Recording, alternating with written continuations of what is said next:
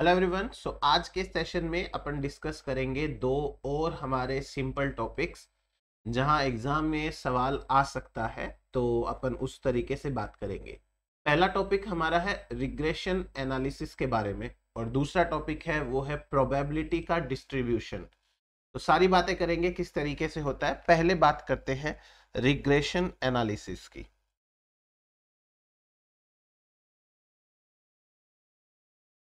Regression analysis, last lecture के अंदर अपन ने बात ये करी थी कि करेक्ट कोरिलेशन एनालिसिस क्या होती है। कोई दो ऐसे वेरिएबल होते हैं जो एक दूसरे के ऊपर डिपेंडेंट होते हैं, जैसे वजन और हाइट। हाइट बढ़ेगी तो वजन बढ़ेगा, और कुछ इनवर्सली भी या नेगेटिवली भी कोरिलेटेड होते हैं, स्पीड एंड टाइम का।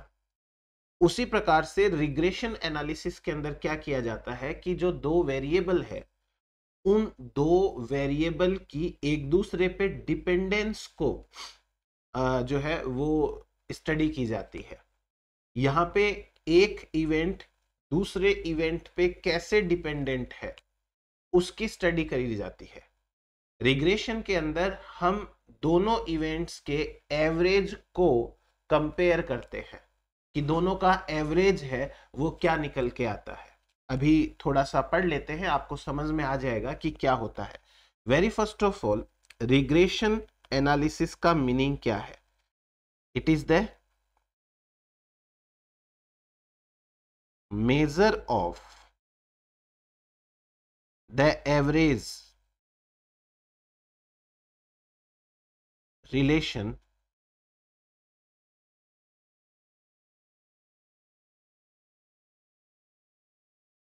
between two or more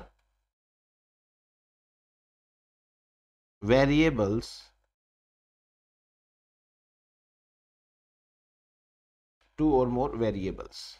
बस इतना सा। अब आपको मैं ये समझाता हूं कि रिग्रेशन एनालिसिस जो है वो कोरिलेशन एनालिसिस से कैसे अलग है। कोरिलेशन एनालिसिस के अंदर जो दो वेरिएबल होते हैं वो दोनों वेरिएबल एक दूसरे के ऊपर ऑलमोस्ट इक्वली डिपेंडेंट होते हैं, चाहे वो पॉजिटिवली हो या नेगेटिवली हो। फॉर एग्जाम्पल, अगर हाइट बढ़ेगी तो वजन बढ़ेगा। मोस्ट ऑफ द केसेस में वजन बढ़ेगा तो हाइट भी बढ़ेगी। हाँ, ये बात देखो, अलग होता है कि इंसानों के अंदर कुछ लोग हैं उनकी हाइट कम है और वो मोटे होते हैं थोड़े, तो उनका वजन तो ज्यादा है बट हाइट कम है। बट ऐसे केस कम मिलेंगे। यूजुअली वजन बढ़ेगा तो हाइट भी बढ़ेगी उसी प्रोपोर्शन में, और हाइट बढ़ेगा तो वजन भी बढ़ेगी। जैसे टाइम और स्पीड की बात करें, यदि स्पीड ज्यादा है तो टाइम कम लगेगा, स्पीड कम है तो टाइम ज्यादा लगेगा। इसको हम ऐसे भी बोल सकते हैं कि यदि टाइम ज्यादा लग रहा है तो स्पीड कम होगी, तभी टाइम ज्यादा लग रहा है। तो दोनों के दोनों वेरिएबल हैं वो एक दूसरे के ऊपर डिपेंडेंट है। मछलियों की लंबाई बढ़ेगी तो उनका वजन बढ़ेगा, उनका वजन बढ़ेगा तो लंबाई को बढ़ना पड़ेगा। वहां ऐसा नहीं होता कि कोई बोनी मछली है उसका वजन ज्यादा है वो मोटी है, ऐसा नहीं होता है। तो कोरिलेशन के अंदर दोनों वेरिएबल एक दूसरे के ऊपर डिपेंड करते हैं। यहां उल्टा है, यहां पे एक वेरिएबल दूसरे पे कंप्लीटली डिपेंड करता है और दूसरा वेरिएबल पहले पे बिल्कुल डिपेंड नहीं करता। इसका मतलब एक इंडिपेंडेंट वेरिएबल है और एक डिपेंडेंट वेरिएबल है। अब आप सोचो ऐसा कहां होगा? जैसे बारिश और फसल, बारिश होगी तो फसल ज्यादा होगी। अब फसल ज्यादा होगी तो बारिश होगी नहीं होगी? नहीं, बारिश किसी पे डिपेंड नहीं कर रही है, लेकिन फसल बारिश के ऊपर डिपेंड कर रही है। कोई सी भी फसल ले लो, गेहूं चावल एक बार के लिए, तो उस समय हम जो एवरेज लेते हैं कि एवरेज कितनी बारिश हुई और एवरेज कितनी फसल हुई, उसकी स्टडी को रिग्रेशन एनालिसिस कहते हैं। हमने स्टूडेंट्स टी टेस्ट के अंदर भी मीन लिया था दो, जो एक तो पॉपुलेशन का मीन लिया था, एक सैंपल का मीन लिया था, एवरेज लिया था। बट यहां पे अलग चीज है, वहां अलग चीज है। वहां एक ही वेरिएबल था, हाइट। पूरे पॉपुलेशन की एवरेज हाइट कितनी है, और जो 5 लोग आपने चुने हैं उनकी एवरेज हाइट कितनी है, तो वेरिएबल तो हाइट ही था वहां पे। यहां 2 वेरिएबल है, एक बारिश एक फसल। सो रिग्रेशन एनालिसिस का रियल मीनिंग क्या होता है?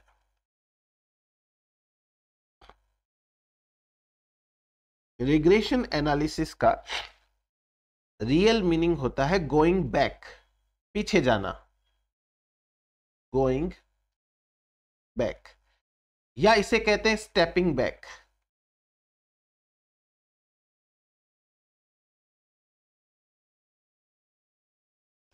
स्टेपिंग बैक, एक स्टेप पीछे लेना। तो ये हो गया हमारे पास में रिग्रेशन एनालिसिस के एक बारे में।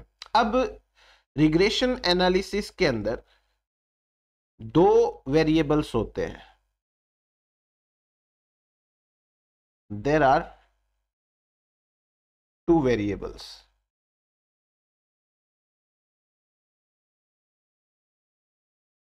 जो पहला वेरिएबल है वो होता है डिपेंडेंट वेरिएबल।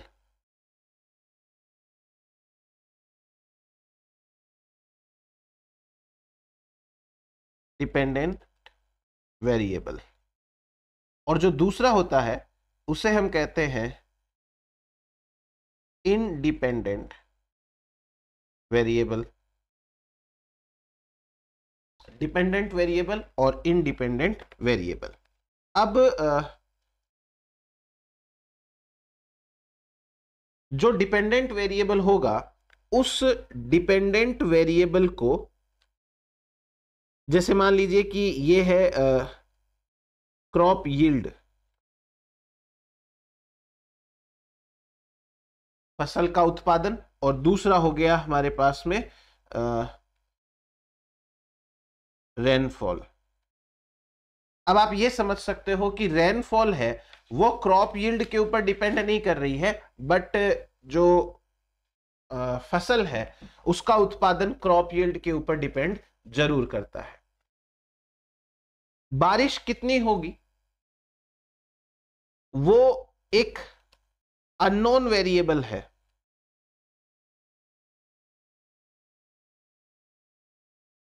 और फसल कितनी होगी वो एक नॉन वेरिएबल है। क्योंकि एक बार ये पता चल गया कि अननोन वेरिएबल कितना है, बारिश कितनी है, तो हम दूसरे वाले को तो पता लगा सकते हैं, एक आइडिया तो लग जाएगा। अब इनमें से एक को आप x कह दीजिए और एक को आप y कह दीजिए, ऐसे करके। फिर उसके बाद में इसमें क्या किया जाता है, देखो, जब हम इन दोनों को ग्राफिकली रिप्रेजेंट करते हैं, तो उस ग्राफ को बोलते हैं रिग्रेशन लाइन। अभी थोड़ा सा सुनिएगा।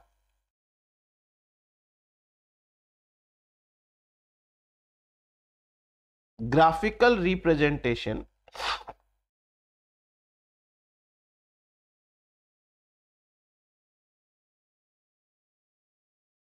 is known as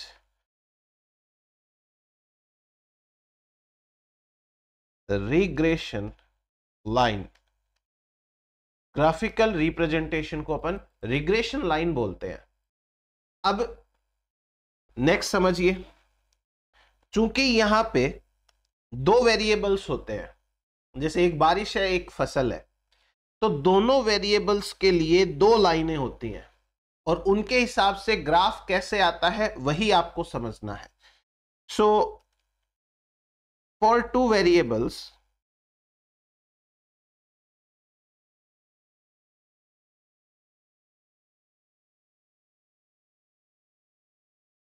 there are 2 regression lines। 2 variables के लिए 2 रिग्रेशन लाइंस होती हैं। पहला x और दूसरा y। आप x रिग्रेशन लाइन बोल सकते हो और दूसरे को y रिग्रेशन लाइन बोल सकते हो। तो ये तो हो गई हमारे पास में दो रिग्रेशन लाइन के बीच बातें। अब सबसे काम की चीज जहां से आपको क्वेश्चन पूछा जा सकता है, आपको हो सकता है थ्योरेटिकली पूछ ले, आपको हो सकता है ग्राफ दिखा के पूछ ले। अपने पास में 3-4 पॉसिबिलिटी है। पहली पॉसिबिलिटी, बारिश और फसल एक दूसरे के ऊपर पॉजिटिवली रिलेट करते हैं। बारिश बढ़ेगी फसल बढ़ेगी, फसल बढ़ेगी बारिश बढ़ेगी। अगर ऐसा हो तो उस समय पॉजिटिव रिग्रेशन लाइन आएगी। दूसरा, अगर दोनों इनवर्सली डिपेंड करते हो, बारिश बढ़ेगी फसल कम होगी, बारिश कम होगी तो फसल बढ़ेगी, मान लो उल्टा हो जाए, टाइम स्पीड वाला केस हो जाए, तो उस समय जो रिग्रेशन लाइन होगी वो उल्टी आएगी।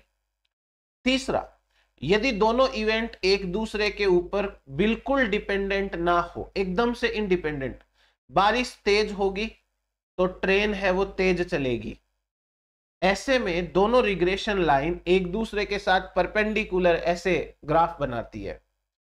और तीसरा, मतलब लास्ट एक ऑप्शन, अगर दोनों में कोरिलेशन मतलब 100% नहीं पर ज्यादा होगा तो दो लाइनें पास होगी, कम होगा तो दो लाइनें दूर होगी। ये बात हो सकता है आपको समझ में नहीं आई हो जो मैंने बोली है अभी, ग्राफ में आपको 100% समझ में आएगी। तो ग्राफ्स कैसे बनते हैं वो देखो आप। देखो, जब दो वेरिएबल्स है, when two variables are 100% related, जब दो वेरिएशंस 100% रिलेटेड होते हैं वेरिएबल्स, तो पहली बात, इन दोनों की लाइन एक दूसरे के साथ मर्ज हो जाती है, क्योंकि एक जैसा है एग्जैक्टली दूसरा भी वैसा ही होगा और उतना ही होगा, तो दोनों लाइन मर्ज हो जाती है। बोथ लाइंस को इनसाइड, को इनसाइड का मतलब होता है मर्ज with each other, with each other, and only one line present, एक ही लाइन प्रेजेंट होगी, क्योंकि दोनों 100% सेम है। तो 100% सेम होंगे तो ग्राफ के अंदर सेम पॉइंट्स के ऊपर लाइन बनानी पड़ेगी अपने को, है ना। सो एक बार वापस से सुन लेते हैं। जब कोई दो वेरिएबल एक दूसरे पे 100% डिपेंडेंट होते हैं तो उन दोनों की लाइनें मर्ज हो जाती है। अब यहां 100% से दो ऑप्शंस आते हैं। पहला ऑप्शन, पॉजिटिव कोरिलेशन।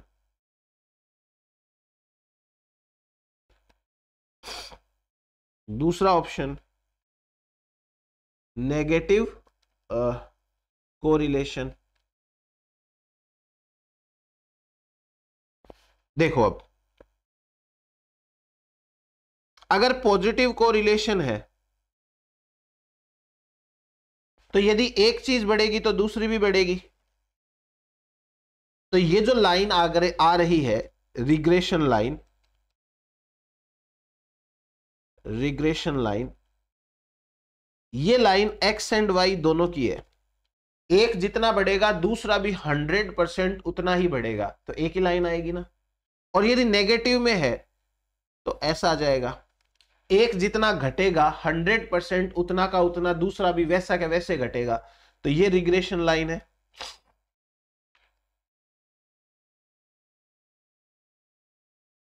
ये ऐसे आ जाएगी। तो कुल मिलाकर के बात ये है कि भाई पॉजिटिव कोरिलेशन के अंदर एक जैसा होता है, दूसरा भी 100% वैसा ही होता है। सो दोनों के दोनों इस प्रकार से कोरिलेट होंगे। आया समझ में। अब ऐसा भी तो हो सकता है कि दोनों इवेंट्स या दोनों वेरिएबल एक दूसरे पे बिल्कुल भी डिपेंडेंट ना हो, 0% डिपेंडेंट हो। When two variables are independent of each other, एक दूसरे के ऊपर बिल्कुल भी डिपेंडेंट नहीं है, 1% भी डिपेंडेंट नहीं है।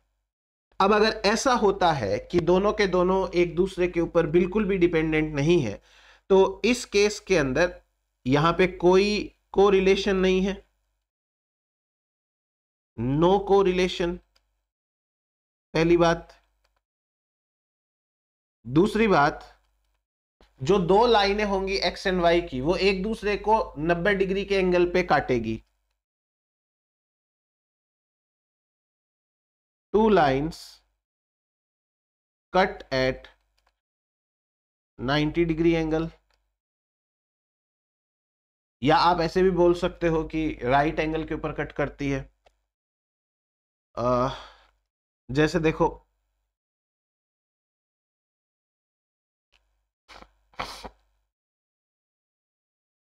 एक ऐसा आएगा, एक ऐसा आएगा। तो इस तरीके का जब ग्राफ आता है, इसे, इसका मतलब होगा देयर इज नो कोरिलेशन। और आपको ये चीज याद रखनी है, क्योंकि एग्जाम के अंदर या तो आपको लैंग्वेज में पूछेंगे कि दो इवेंट्स हैं, उनमें कोई भी जो है वो रिलेशन नहीं है एक दूसरे से, वो इनकम्प्लीट मतलब इंडिपेंडेंट है या कंप्लीटली इंडिपेंडेंट है, तो बताओ उनका ग्राफ कैसा आएगा, रिग्रेशन लाइंस कैसी होगी। थ्योरेटी में भी पूछ सकते हैं, थ्योरेटिकली भी पूछ सकते हैं, और आपको ग्राफ दिखा के भी पूछ सकते हैं। अब दो ऑप्शंस हो रहे हैं जहां पे दोनों इवेंट्स एक दूसरे के ऊपर डिपेंडेंट तो है बट 100% नहीं है, क्योंकि 100% होते तो एक ही लाइन आ जाती, वो हमने देख लिया है, रिलेटेड है but not 100% related.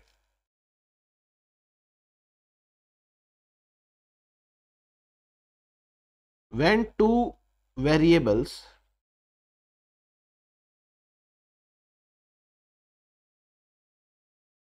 are correlated but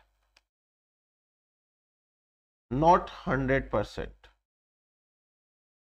sorry, लेकिन 100% एक दूसरे पे डिपेंडेंट नहीं है, तो ऐसे केस के अंदर क्या किया जाता है फिर?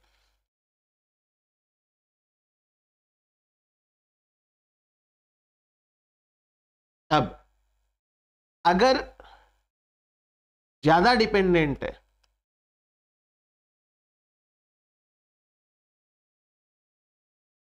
अगर ज्यादा डिपेंडेंट है तो एक्स और वाई की जो लाइन है वो पास में आती है, X and Y line are close, तब तो ये क्लोज होती है।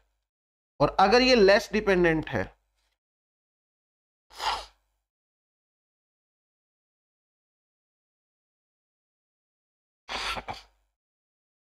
तब जाके X and Y lines are far. तो बस ये दो ग्राफ और देखने हैं, देखो, जैसे पहला और ये दूसरा। पहले वाले के अंदर देखो, अगर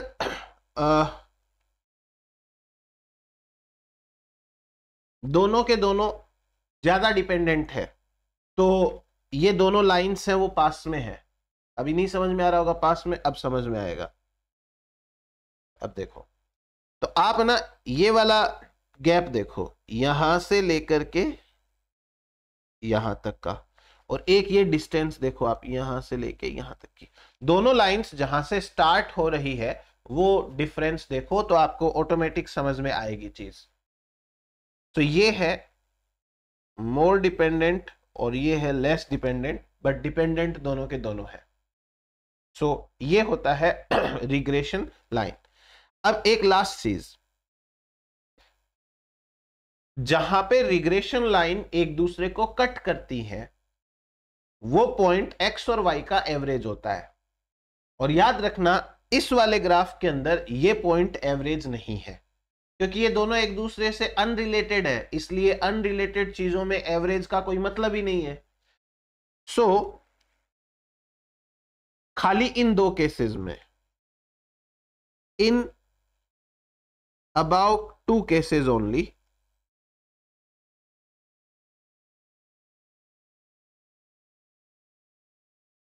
the point where two lines cut each other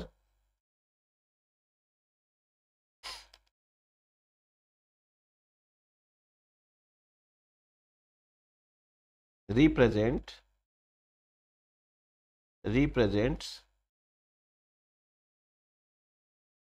average of X and Y. जहां पे ये दोनों की दोनों लाइनें एक दूसरे को कट करती हैं, वह पॉइंट एक्स और वाई का एवरेज है, वो रिप्रेजेंट करता है। तो ये हुआ अपने पास में एक और लाइन। अब नेक्स्ट बात करते हैं।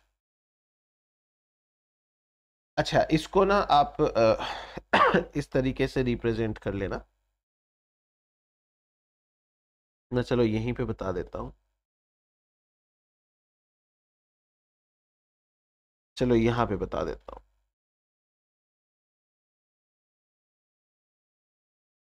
सपोज करिए कि एक लाइन ऐसे है और एक लाइन ऐसे है।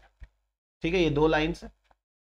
अब जहां पे ये पॉइंट मिल रहा है, मतलब ये बन रहा है ये पॉइंट, तो इस पॉइंट से यदि आप x के ऊपर एक पॉइंट बनाएंगे, x पे एक लाइन डालेंगे, तो ये पॉइंट रिप्रेजेंट करता है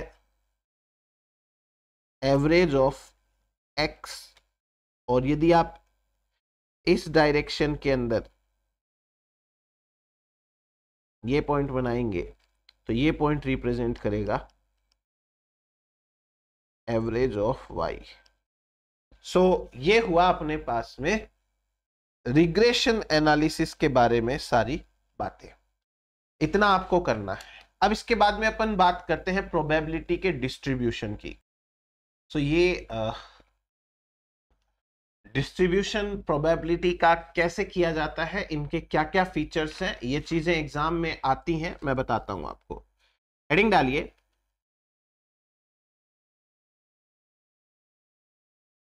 थ्योरेटिकल प्रोबेबिलिटी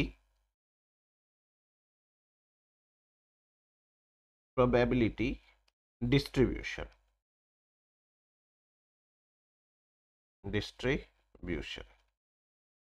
जब कभी भी आप कोई एक्सपेरिमेंट करते हैं, आप कोई सैंपलिंग करते हैं, तो उस सैंपलिंग के अंदर जो सैंपल का कोई करेक्टर है, जैसे आप हाइट चेक कर रहे हो, वजन चेक कर रहे हो, तो उसके आने के चांस कितने हैं और वो कितने सैंपल के कितने लोगों में या कितने इंडिविजुअल्स में है, उसे जब ग्राफिकली रिप्रेजेंट करते हैं तो उसे कहते हैं distribution.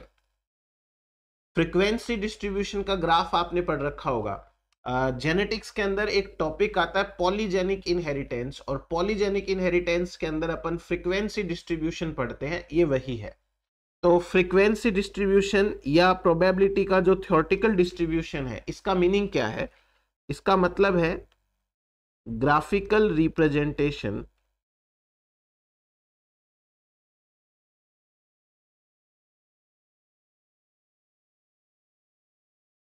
Of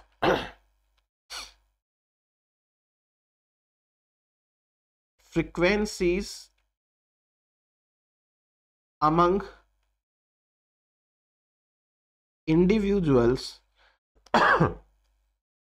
of a sample। एक सैंपल के अंदर फ्रीक्वेंसी कैसे है, बात करते हैं। अब ना इसमें तीन तरीके के डिस्ट्रीब्यूशन होते हैं, 3 टाइप्स के डिस्ट्रीब्यूशन होते हैं मेनली। पहला है, इसे कहते हैं normal distribution, normal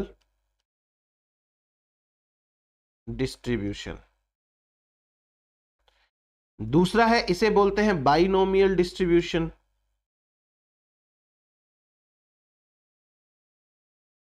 binomial distribution. और तीसरा है, इसे बोलते हैं पॉइजन डिस्ट्रीब्यूशन, पॉइजन डिस्ट्रीब्यूशन। अब है ना, आपको एक बार जो सबसे मेन चीज है वो तो आपको यही बता देता हूं, फिर उसके बाद में अपने को एक एक करके इनको थोड़ा सा डिटेल में भी पढ़ना पड़ेगा, तो वो भी मैं आपको बताऊंगा।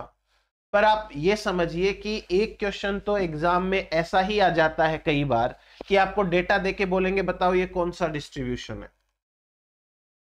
3 नाम है आपके सामने, एक नॉर्मल है, एक बाइनोमियल है और एक पॉइजन है। हालांकि ये पॉइजन जो है वो जहर वाला पॉइजन नहीं है, उसकी स्पेलिंग अलग होती है, ये पॉइजन एक वैज्ञानिक का नाम है।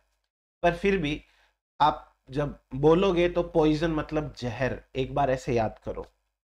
सी, नॉर्मल डिस्ट्रीब्यूशन का मीनिंग क्या है? मान लीजिए कि 50 लोग हैं, सपोज एक क्लास के 50 स्टूडेंट है, 50 स्टूडेंट की हाइट चेक करनी है। पहले स्टूडेंट की हाइट चेक करी, कुछ हाइट, दूसरे तीसरे सबकी हाइट चेक करी, और उन हाइट को हमने या तो स्मॉल से लार्ज की तरफ या फिर लार्ज से स्मॉल, असेंडिंग या डिसेंडिंग ऑर्डर में अरेंज किया। तो पता है आपको मतलब क्या चीज एक विशेष देखने को मिलेगी? उनकी जो हाइट है, उनकी हाइट एक दूसरे के साथ इतना पास पास में है, क्लोज है, कि आपको उनमें डिफरेंस देखने को नहीं मिलेगा। जैसे एक की हाइट है 5 फुट 2 इंच, अगले की मिलेगी 5 फुट 3 इंच, उसके अगले की मिल सकती है 5.4 इंच, उसके आगे 5.5 इंच, और ऐसा भी हो सकता है कि 5 लोगों की हाइट 5.5 इंच हो। अब आप सोचो कि आपके सामने 2 इंसान है, एक की हाइट 5.2 इंच है, एक की 5.3 इंच है, और मान लो उनका शरीर जो है वो इक्वली मतलब है कि दोनों ना तो मोटे हैं ना पतले हैं, या तो दोनों इक्वली मोटे हैं या इक्वली पतले हैं। ऐसे कंडीशन में आप उन दोनों की हाइट देख के नहीं बता सकते कि कौन सा 5.2 का है, कौन सा 5.3 का है, क्योंकि ये दोनों हाइट इतने पास पास है कि अंतर करना मुश्किल है। यही चीज पॉलीजेनिक इनहेरिटेंस में भी होती थी कि दो फिनोटाइप इतने पास पास में है कि वो एक दूसरे को ओवरलैप करेंगे, वो एक दूसरे के साथ में मर्ज हो सकते हैं। जब ऐसा केस आ जाए जहां पर कोई डाटा जो है या कोई भी करेक्टर है वो कंटिन्यूअसली फ्रैक्शंस में प्रेजेंट हो, 5.2, 5.3, 5.4, 5.5, ऐसे वजन को ले लो, बहुत सारे लोगों का वजन चेक करो, मान लो किसी का 60 है, एग्जैक्ट 60 किलो है, तो कोई आपको मिलेगा 60 किलो 100 ग्राम, कोई मिलेगा 60 किलो 200 ग्राम। अब क्या डिफरेंस है 60 किलो और 60 किलो 100 ग्राम के अंदर? ऐसे केस में जब हम इन करेक्टर का डिस्ट्रीब्यूशन करते हैं तो उसको कहते हैं नॉर्मल डिस्ट्रीब्यूशन। तो जो नॉर्मल डिस्ट्रीब्यूशन होता है ये होता है फॉर कंटिन्यूअस वेरिएबल्स, जो कि फ्रैक्शंस में प्रेजेंट होते हैं, उनके लिए ऐसा ही डिस्ट्रीब्यूशन होता है। अब दूसरा और तीसरा है, ये होता है फॉर डिस्क्रीट, फॉर डिस्क्रीट, ये भी होता है फॉर डिस्क्रीट। डिस्क्रीट का मतलब जो एक दूसरे के इतना भी पास में नहीं है कि पता ही ना चले, मतलब कि ये समझो कि दोनों के अंदर कोई डेसिमल में नहीं आता, फ्रैक्शंस में रिजल्ट नहीं आता। फॉर एग्जाम्पल एक ट्री है, उसके ऊपर 1000 फ्रूट्स लगते हैं, दूसरे ट्री के ऊपर 1100 फ्रूट लगते हैं।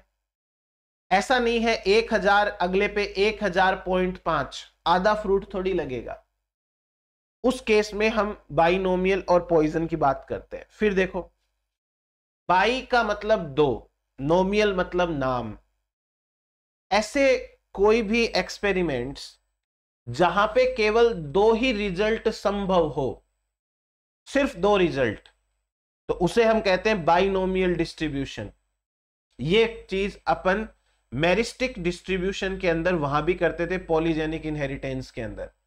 कैसे करते हैं बाइनोमियल डिस्ट्री, जैसे मान लो आपने सिक्का उछाला, क्या रिजल्ट आएगा, या तो हेड या टेल, दो ही रिजल्ट पॉसिबल है, तो बाइनोमियल डिस्ट्रीब्यूशन होगा। 50 सिक्के हैं आपके पास में, 50 बार आपने सिक्के उछाले, आप चाहे 100 बार उछालो, लास्ट में जो रिजल्ट आएगा ना वो सिर्फ दो ग्रुप में बटेगा, इतने हेड आए इतने टेल आए, दैट्स इट। स्टूडेंट्स है 100, एग्जाम दी, या तो पास या फेल, वो तो चलो अपन ने बना दिया, इसकी फर्स्ट डिवीजन, इसकी सेकंड डिवीजन, इसकी थर्ड डिवीजन, अदरवाइज फर्स्ट वाला भी पास है, थर्ड वाला भी पास है, तो या तो पास है या फेल है। ऐसे में हम बाइनोमियल डिस्ट्रीब्यूशन करते हैं। तो बाइनोमियल डिस्ट्रीब्यूशन डिस्क्रीट के लिए करते हैं, ओनली 2 रिजल्ट्स पॉसिबल, जहां पे केवल 2 रिजल्ट्स पॉसिबल हो वहां पे अपन करते हैं बाइनोमियल डिस्ट्रीब्यूशन। सो ये हो गया। अब देखो पॉइजन डिस्ट्रीब्यूशन। पॉइजन डिस्ट्रीब्यूशन हम तब यूज करते हैं जब बहुत कोई rare in the rare case वाला इवेंट होता है किसी के साथ में। पॉइजन का मतलब जहर। अब आप सोचो कि जहर कौन खाता है, जहर कोई रेयरली कोई खाता है, तो ये होता है, अभी बताता हूं, देखो ये होता है for rarest event. Rarest event, ये rare in the rare case वाला जो होगा उसके लिए होता है। जैसे सपोज करो कि रोड एक्सीडेंट है, लेट्स से, दुनिया में लाखों लोगों की भीड़ है, पर रोड का एक्सीडेंट होता है किसी विशेष के साथ में, मतलब बहुत रेयर केस है। आपको तो ऐसे लगता है आजकल की रोज ही रोड एक्सीडेंट हो रहे हैं, बट आप पूरी दुनिया में जितने इंसान हैं उनके प्रपोर्शन में बात करो तो रोड एक्सीडेंट बहुत मामूली बात है, मतलब रेयर वाली बात है, बहुत रेयर। दिन में हजारों लोग सड़क को पार करते हैं, क्रॉस करते हैं, बट पता चलता है शाम को किसी एक का एक्सीडेंट हो गया, तो ये रेयर इवेंट हुआ ना। ऐसे इवेंट्स के लिए पॉइजन डिस्ट्रीब्यूशन का इस्तेमाल करते हैं। तो आपको एक क्वेश्चन तो यहीं से मिल सकता है जो मैंने लिखा है। दूसरा, जैसे नॉर्मल डिस्ट्रीब्यूशन है वो किसने दिया, बाइनोमियल डिस्ट्रीब्यूशन है वो किसने दिया, पॉइजन किसने दिया, उनके नाम के आधार पे भी पूछ सकते हैं। तो मैं आपको अब तरीके से एक एक करके बता देता हूं कि कौन सा क्या होगा, कैसे होगा। देखिए, सबसे पहले बात करते हैं नॉर्मल डिस्ट्रीब्यूशन की।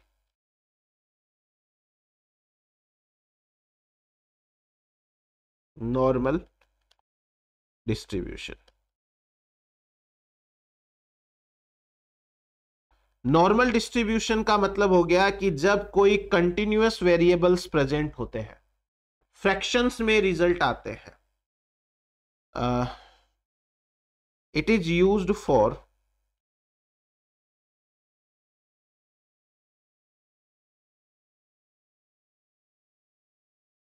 कॉन्टिन्यूअस वेरिएबल्स जो कि प्रेजेंट होते हैं इन फ्रैक्शंस, पॉइंट्स में प्रेजेंट होते हैं, 0.1, 0.2, 0.3 ऐसे करके आता है।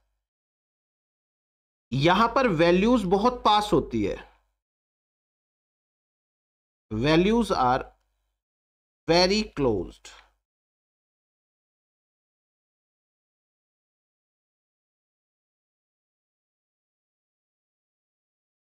एग्जाम्पल समझो एक बार, जैसे ह्यूमन हाइट।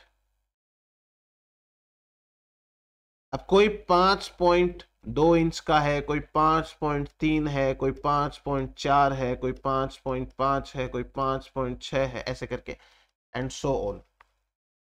अब आपको यहां पे हाइट्स दिख रही हैं, ये सारी की सारी अलग अलग हैं, लेकिन फिर भी एक दूसरे के क्लोज हैं।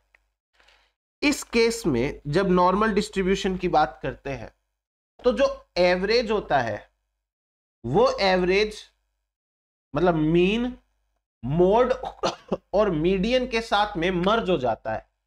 इस केस के अंदर मीन, मोड और मीडियन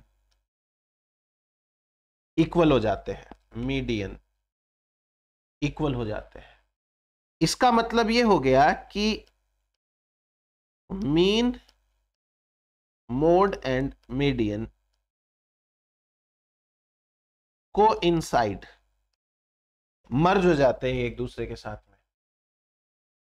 इस केस में maximum individuals have average value. Maximum individuals है वो उनकी एवरेज वैल्यू होती है। आप चाहो तो आप देखो एक बार, जो पॉलीजेनिक इनहेरिटेंस वाला ग्राफ है उसके अंदर जो बीच में होते हैं वो सबसे ज्यादा होते हैं और बाकी दोनों साइड में कम होते हैं। तो जो इसमें ग्राफ बनता है, अच्छा पहले तो जो नॉर्मल डिस्ट्रीब्यूशन है एक बार इसने दिया वो लिख लेते हैं। Given by, it was given by De Moivre 1733, इन्होंने दिया था, डी मोइवर ने। इसमें ग्राफ बनता है, वो अलग वैज्ञानिक ने दिया था। ग्राफ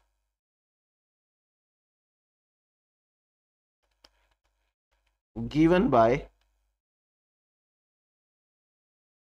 कॉरल गॉज, इसलिए इसे कहते हैं गॉसियन ग्राफ या गॉसियन कर्व।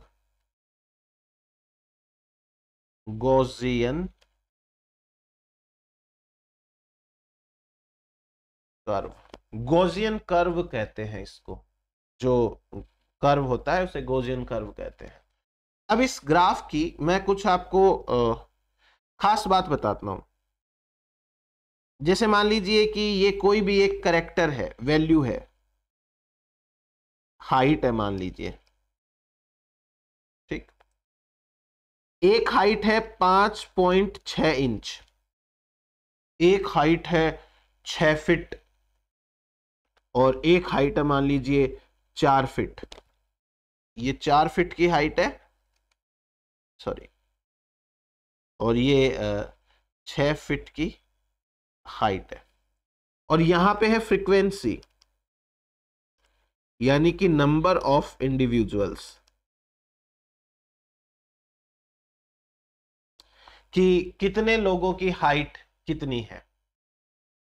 आपको एक सिंपल सी चीज समझनी है, जब कभी भी हम कंटिन्यूअस डेटा लेते हैं तो मैक्सिमम लोगों के पास में इंटरमीडिएट कैरेक्टर होता है। यानी कि क्लास के अंदर 50 में से सपोज करो 15 बच्चे ऐसे होंगे जिनकी हाइट 5.6 इंच होने वाली है। एवरेज सबसे ज्यादा होता है। फिर ये कैरेक्टर इस डायरेक्शन के अंदर भी डिक्रीज होगा और इस डायरेक्शन के अंदर भी डिक्रीज होगा। क्लास में कोई एक दो स्टूडेंट ऐसे होंगे जिनकी हाइट 6 फीट होगी और एक दो ही ऐसे होंगे जिनकी 4 फीट होगी। मैक्सिमम स्टूडेंट की हाइट एवरेज वाली रहती है, ये इसकी खास बात है। तो ये जो कर्व निकल के आया है, इस कर्व को हम बोलते हैं नॉर्मल डिस्ट्रीब्यूशन कर्व। और ये जो नॉर्मल डिस्ट्रीब्यूशन कर्व है, इसकी कुछ खास बात है, ये है नॉर्मल डिस्ट्रीब्यूशन कर्व, या इसे बोलते हैं गॉसियन कर्व। तो कैसे होगा ये कर्व, बताता हूं मैं आपको। इसकी कुछ खास बातें हैं, वो सुनिए और समझिए। सबसे पहले जो यहां पे पीक आ रही है, ये वाली पीक, ये रिप्रेजेंट करती है एवरेज को। और चूंकि मैंने बोला यहां तो मीन, मोड, मीडियन सब एक ही है, तो ये पीक एवरेज को रिप्रेजेंट करती है। दूसरा, इस ग्राफ की खास बात यह है कि जो नॉर्मल कर्व है ये हॉरिजॉन्टली एक्स एक्सिस को टच नहीं करता। Curve does not touch x axis, यानी कि यहां भी देखो ये 6 फुट के ऊपर थोड़ा सा ऊंचा है और यहां पर भी देखो ये ऊंचा है, ये टच नहीं करता है। फिर और इसके बारे में कुछ बातें कर लेते हैं।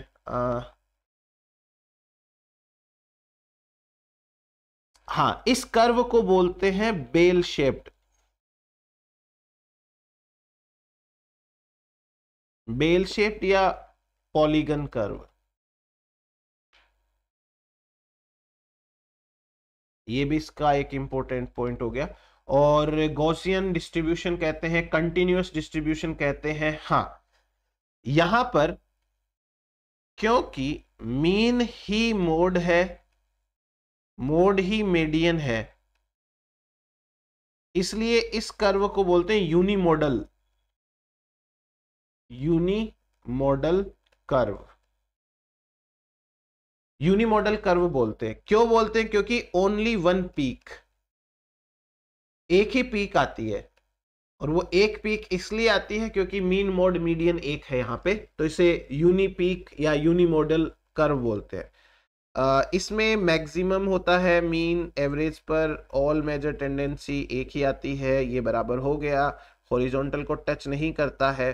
हाँ, तो और बाकी देखो मैंने बता ही दिया कि किसके लिए यूज करेंगे, जहां पर used for characters which are present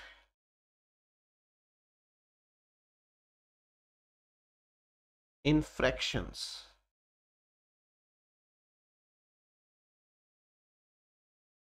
fractions के अंदर प्रेजेंट होते हैं तब इसको यूज करते हैं। अब है ना, एक चीज बताता हूं मैं, कभी कभी ऐसा हो सकता है कि मीन मोड मीडियन एक ना हो।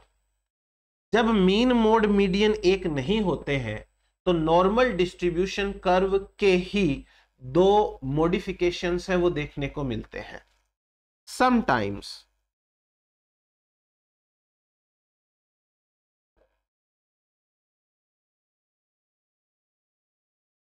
mean is not equal to mode and also not equal to median। अगर ऐसा हुआ तो जो नॉर्मल डिस्ट्रीब्यूशन कर्व है उसी को मॉडिफाई किया जा सकता है और डाइवर्जेंस आ जाता है, deviations, deviations from normal distribution, normal distribution से डेविएशन आता है, तब दो अलग तरीके के कर्व बनते हैं। एक को कहते हैं स्क्यूनेस और दूसरे को कहते हैं कुर्टोसिस, कुर्टोसिस। स्क्यूनेस एंड कुर्टोसिस के अंदर मेन अंतर बता देता हूं मैं आपको। देखो, स्क्यूनेस का मतलब क्या है? स्क्यूनेस का मतलब यह है कि जब एक ही ग्राफ में, एक ही लाइन में मीन मोड मीडियन अलग अलग हो, यानी एवरेज अलग है, एवरेज हाइट अलग है, मीन हाइट अलग है, मीडियन हाइट अलग है, तो उसे तो कहते हैं स्क्यूनेस। और यदि कुर्टोसिस मतलब यदि ऐसा हो जाए कि जो वो पीक है वो और ऊंची ऊंची ऊंची होती जाए तो उसे हम कहते हैं कुर्टोसिस। अभी डायग्राम से समझ में आएगा। स्क्यूनेस का मतलब क्या होता है? जब मीन मोड एंड मीडियन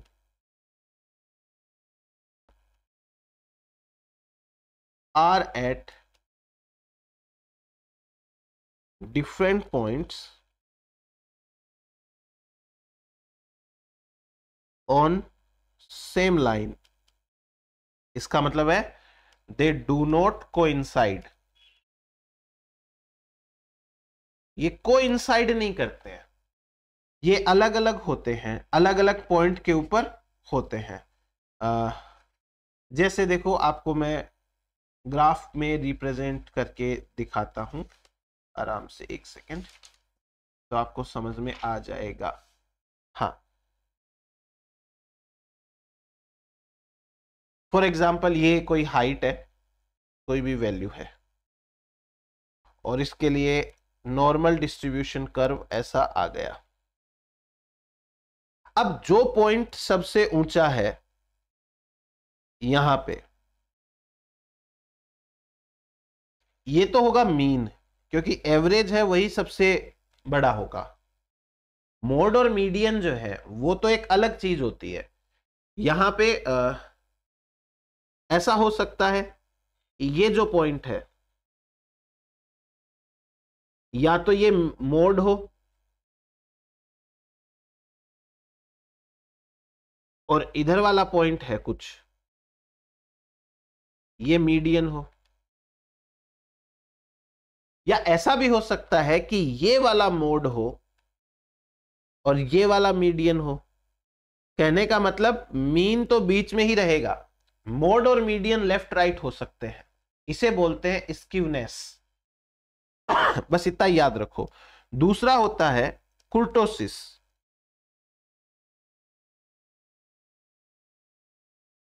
कुर्टोसिस, कुर्टोसिस का मीनिंग क्या होता है? कुर्टोसिस का मतलब होता है, इसका मतलब होता है वैसे बल्जीनेस। बल्ज का मतलब उभार, उभरना, किसी एक पॉइंट से उभरना, उसे कहते हैं बल्जीनेस। तो कैसे होगा ये देखते हैं। सो कुर्टोसिस के अंदर क्या होगा कि जो ग्राफ है उसकी जो पीक है वो थोड़ी ज्यादा हो जाती है, तो उसे कुर्टोसिस कहते हैं। इसमें जो नॉर्मल डिस्ट्रीब्यूशन होता है इज पीक्ड। अब ये कुर्टोसिस है वो 3 टाइप की होती है, 3 टाइप्स। देखिए कैसे, जैसे सपोज करो कि ये अपना एक ग्राफ है और इसमें एक डिस्ट्रीब्यूशन कर्व इस तरीके का है। अब इसकी पीक जो है वो थोड़ी फ्लैट है, इसके कंपैरिजन में ये वाला ग्राफ है, और एक ग्राफ इस तरीके का है जो सबसे ज्यादा शार्प पीक है उसकी। तो ये 3 तरीके के ग्राफ है, इनको कुर्टोसिस बोलते हैं। जो पहला नंबर का है, फर्स्ट नंबर का, इसे कहते हैं अपन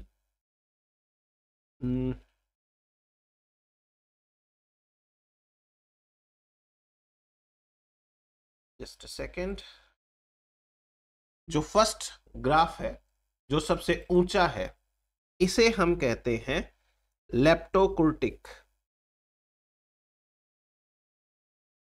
लेप्टोकुर्टिक,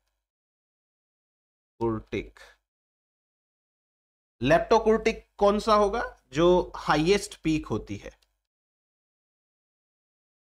हाईएस्ट पीक, इसको लेप्टोकुर्टिक बोलते हैं।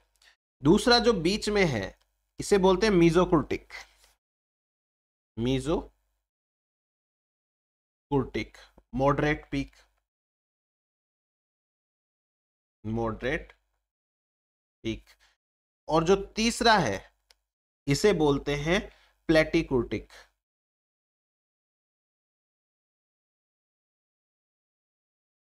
प्लेटिकुर्टिक में जो टॉप होता है वो थोड़ा फ्लैट होता है, टॉप फ्लैट। बस आप तो ये चीज याद रखिएगा, सबसे ऊंचा वाला लेप्टो, बीच वाला मीजो, और जो तीसरा है वो प्लेटिकुर्टिक होता है। तो ये हुआ अपने पास में नॉर्मल डिस्ट्रीब्यूशन और उनके जो डेविएशंस है थोड़ा सा उनके बारे में। अब अपन बात करते हैं बाइनोमियल डिस्ट्रीब्यूशन की। बाइनोमियल डिस्ट्रीब्यूशन,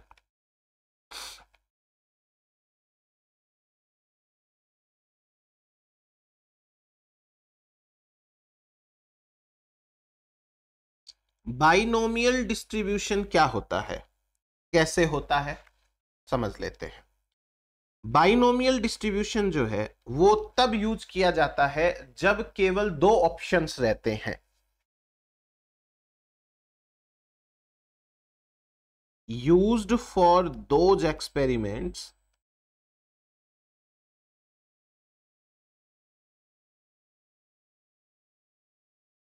और सैंपल्स where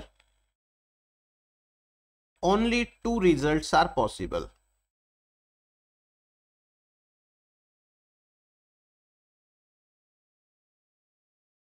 जहां केवल दो रिजल्ट्स पॉसिबल होते हैं।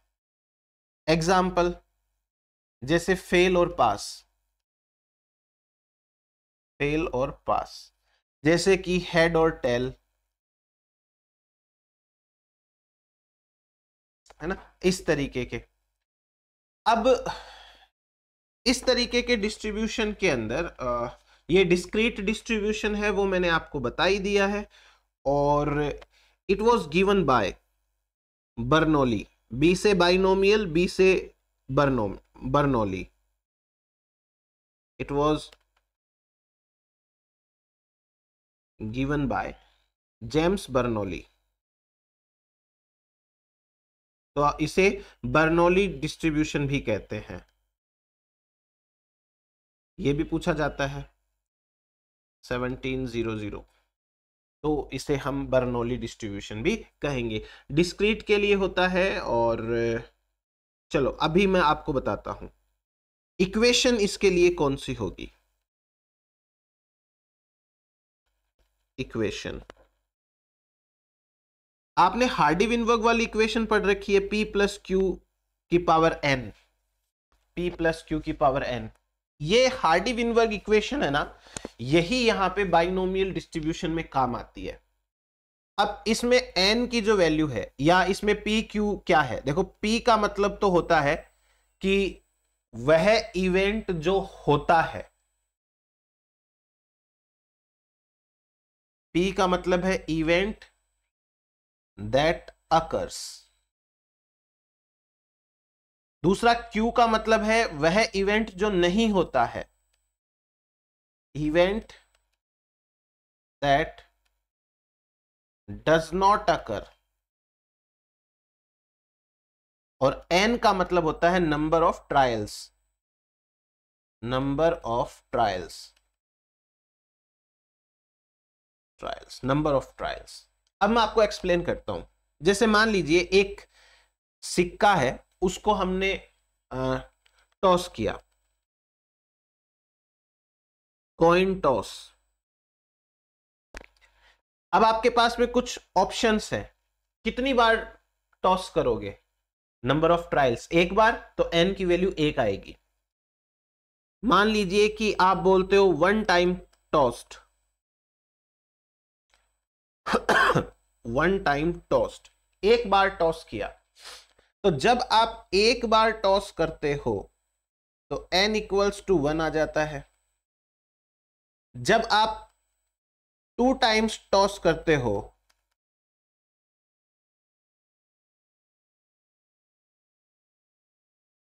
तो ये आपका n इक्वल्स टू 2 आ जाता है।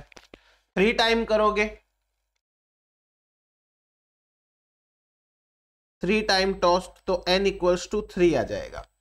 अब इसके अनुसार जो इक्वेशन है हमारी वो कैसे चेंज होगी, हार्डी-विनबर्ग इक्वेशन है वही है, सेम टू सेम, बस अपने को यहां एक्सपेरिमेंट्स अलग होते हैं। जैसे पहली इक्वेशन है ये आ जाएगा P plus Q equals to 1। दूसरी इक्वेशन जो मेन हार्डी-विनबर्ग है, P square plus 2PQ plus Q square equals to 1। तीसरी इक्वेशन है, इसमें आ जाएगा P cube plus 3P square cube plus 3PQ square plus Q cube equals to 1। करके देख लो आप, यही रिजल्ट आने वाला है।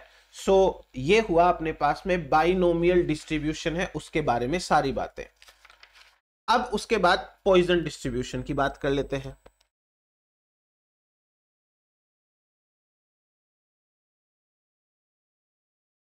जो पॉइजन डिस्ट्रीब्यूशन है वो पॉइजन ने खुद नहीं दिया था, इट वॉज गिवन बाय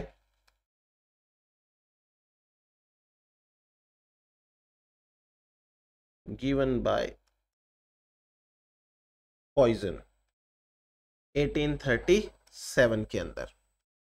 एक तो ये नाम से, फिर जैसे मैंने आपको बताया कि ये रेयर वाले इवेंट्स के लिए होता है, तो डिस्क्रीट का ही होगा, और used for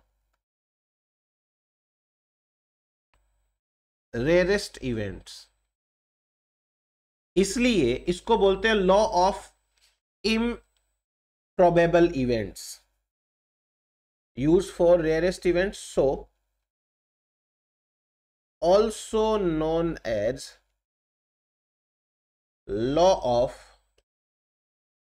improbable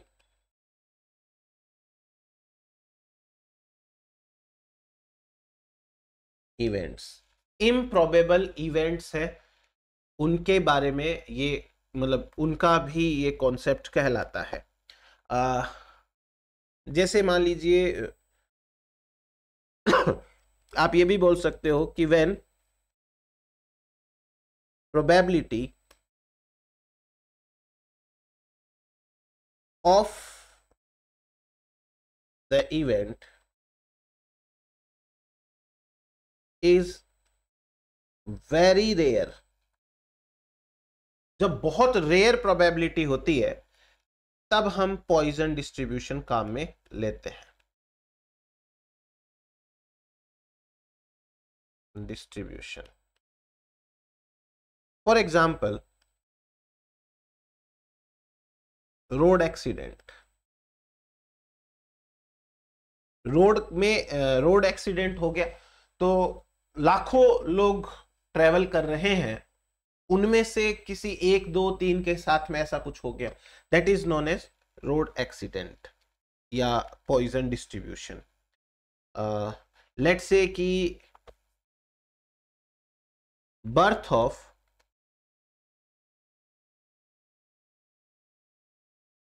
genetically disordered baby.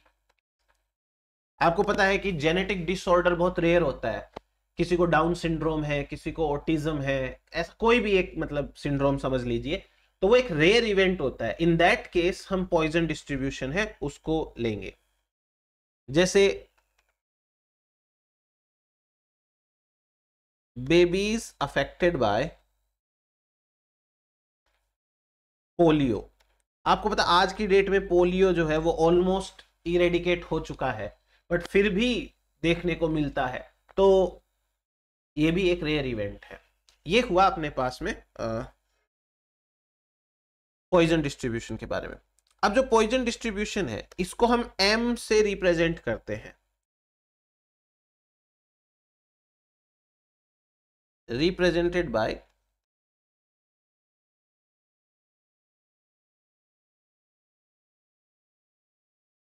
M, और जो फॉर्मूला रहेगा इसके लिए वो है P R equals to E की पावर माइनस M, M की पावर R डिवाइडेड बाई 1। यहां पे P का तो मतलब हो गया प्रोबेबिलिटी,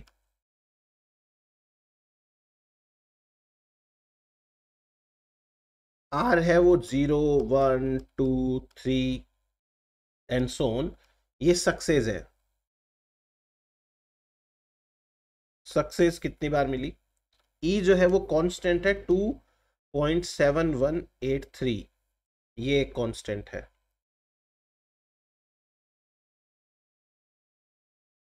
तो ये हुआ अपने पास में पॉइजन डिस्ट्रीब्यूशन के बारे में। तो ये तीनों डिस्ट्रीब्यूशंस है। इसमें एग्जाम में इतना ही आता है कि आपको या तो सिचुएशन दे देंगे, बताओ इस सिचुएशन में कौन सा डिस्ट्रीब्यूशन काम करेगा, या इनके जो साइंटिस्ट के नाम है उनके आधार पे पूछ सकते हैं। तो आप इतना करिए अच्छे से। Thank you so much.